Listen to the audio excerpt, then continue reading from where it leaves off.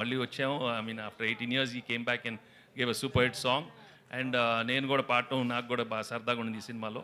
ఈ ట్యూన్ వినగానే we had a block buster tune. And అది చాలా ఎఫర్ట్లెస్గా వచ్చి ఒక రోజు జస్ట్ క్యాజువల్ అడిగాను పాడతాన్ని. ఆ పాడే టైంలోనే క్యాజువల్ మేము అనుకున్నాను, అనిల్ నేను పాడతా. ఓ ఇదో టక్కన వచ్చేసింది ఐడియా, పాడతా ప్లీజ్, నేను పాడతా. బెస్ట్ నాకు నచ్చింది ఏంటంటే అనిల్, రే బిమ్స్ అనిల్ గారు హాయ్ బీన్స్ గారు హాయ్.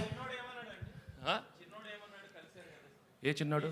మహేష్ బాబు చిన్నాడు ఎందుకు చాలా హ్యాపీ ఫీల్ అయ్యాడు కదా. వెరీ గుడ్ అమ్మా.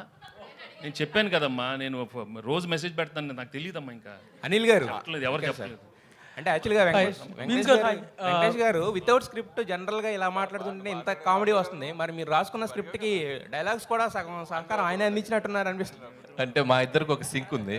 సో ఇది 3వ ఫిల్ము, హ్యాట్రిక్ కొట్టేసాం. ఆ సింక్ ఏం లేదు, నేను ఏ అంటే ఆయన బి అంటాడు, ఆయన బి అంటే నేను సి అంట, అలా A to Z వెళ్ళిపోతాం.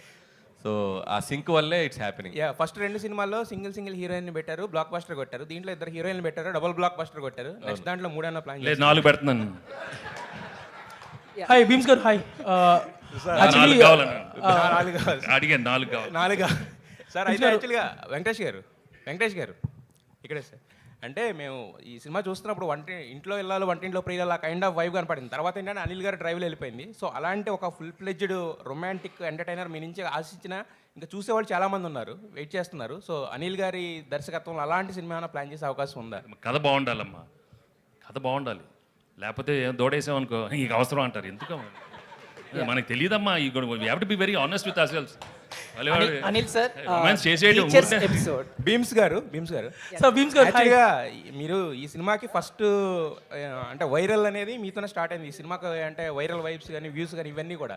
బట్ ఈ సినిమాని ప్రమోట్ చేసే బాధ్యత వెంకటేష్ గారు, అనిల్ గారు ఎంతైతే తీసుకున్నారు, మిమ్మల్ని ప్రమోట్ చేసే బాధ్యత అనిల్ గారు అంతకన్నా ఎక్కువ తీసుకోవాల్సి వచ్చింది. ఆ ప్రమోషన్స్ అనే దానికి మీరేంది అంటే మీ సెల్ఫ్ ప్రమోషన్ కూడా మీరు దూరమా?